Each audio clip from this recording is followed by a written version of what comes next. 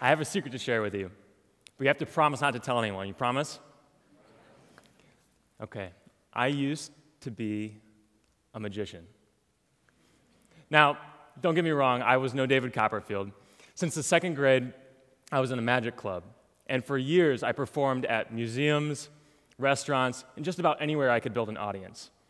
But I have long since retired, and these days, my magic performing is limited to my favorite trick that I perform for my little nephew. Would you like to see it? Would you like to see it? Okay. I promise this is just an illusion, all done with a sleight of hand. Watch as I teleport. And in case you missed it the first time, now I really have to focus for this part. Thank you, thank you. Now with skills like these, I'm gonna put my prop away. With skills like these, it's hard to believe that I quit being a magician before I even joined high school. But, as everyone knows, it's too easy to get through high school being in a magic club. So I quit magic, but I still remember the principles of magic. And those principles are to target, hook, rapport, escalation, apex, and drop anchor. Conveniently, that creates an acronym, THREAD. And I'd like to share with you how I used THREAD to create magical events in my own life, to found a number of businesses, to build communities of thousands of people, and to help connect with entrepreneurs and leaders from around the world. First technique is to target. And no one was better at this than the great magician, Dai Vernon. And Dai Vernon spent most of his life traveling around the world, learning from card cheats, hustlers, gamblers, grifters. And what he learned, and what every good card cheat knows, is that you have to target and come into every experience with intent and be able to create that magical experience and know what that's like before you go in. I used this same technique when I was paying my way through college, selling $2,000 vacuum cleaners door to door. It's a lot of fun. You don't sell a $2,000 vacuum cleaner by knocking on someone's door without having intent and without having the right houses to target. 2 stories is nice. Disposable income ornaments in the lawn is also nice. But I learned that by having purpose, I could get a lot farther. And in doing that, I was able to connect with a number of people and learn the next technique, which is to hook. And hooking is all about building curiosity. Once you have someone's attention and pique their curiosity, you can open up doors to building all kinds of great relationships.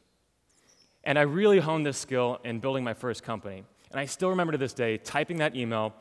It was my first cold email to someone who became one of my first clients.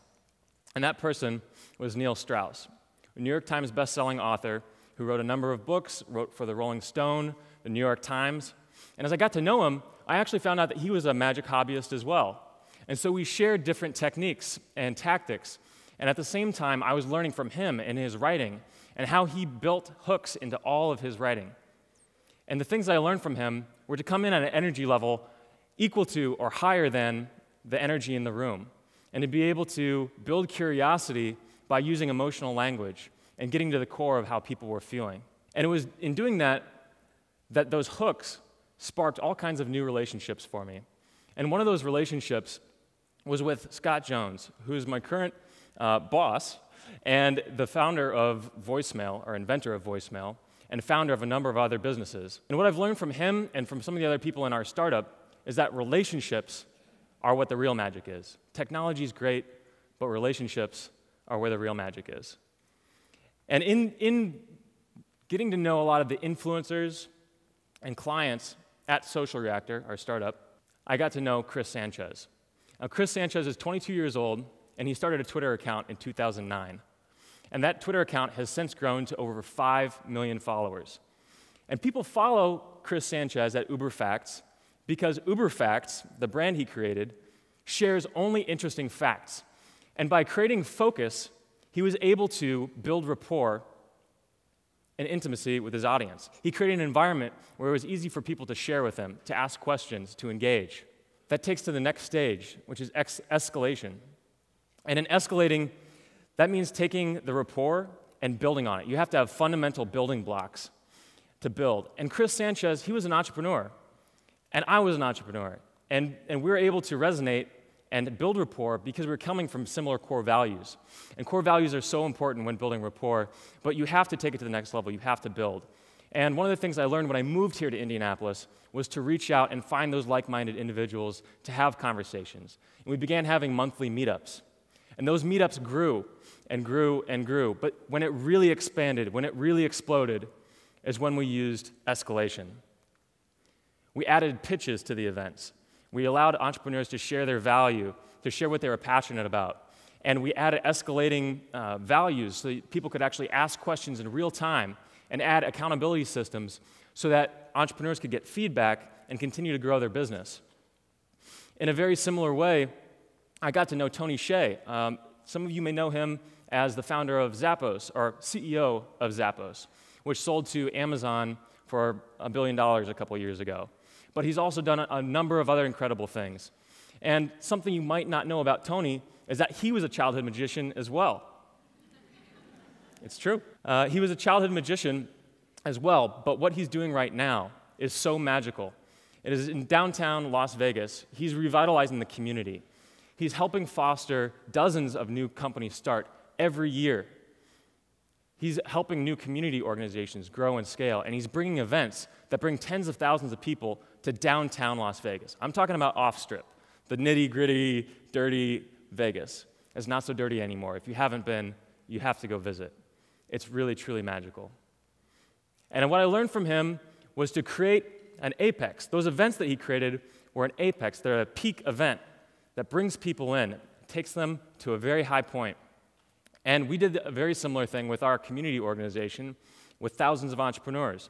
We invited startups from around the country, around the world, to apply to compete. And what we did is we built curiosity and intrigue and surprise and delight to create apex experiences with this event, the Powder Keg.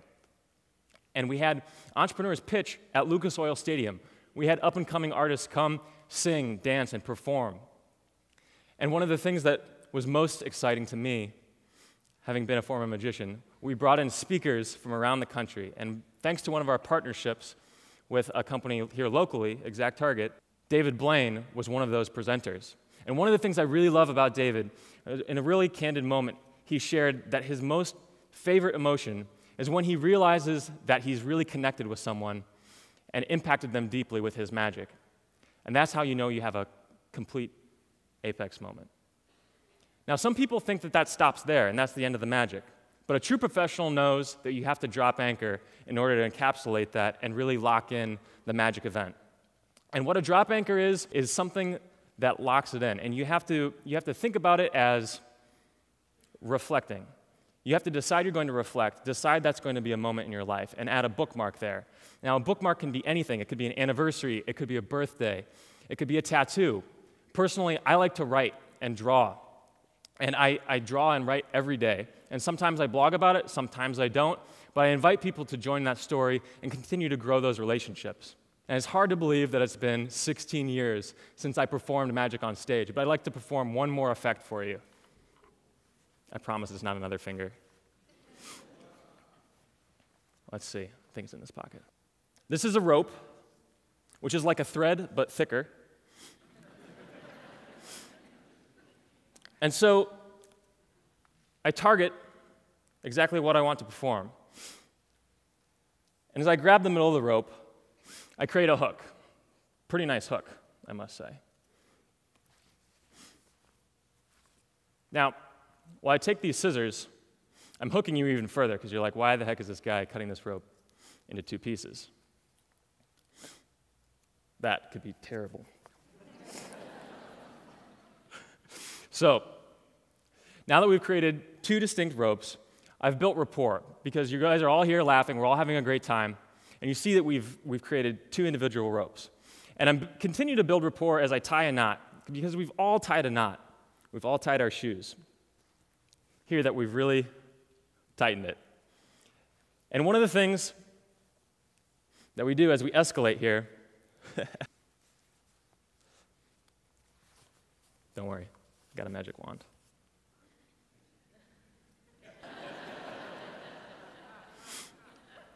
We create an apex moment as we've fused it into one. And here, I'll give that to you. That is a gift for you. That is a gift for you, and that is a drop anchor. And magic is a gift, and we all have magic. And I encourage all of you to use your own magic to create your own magical events in your life.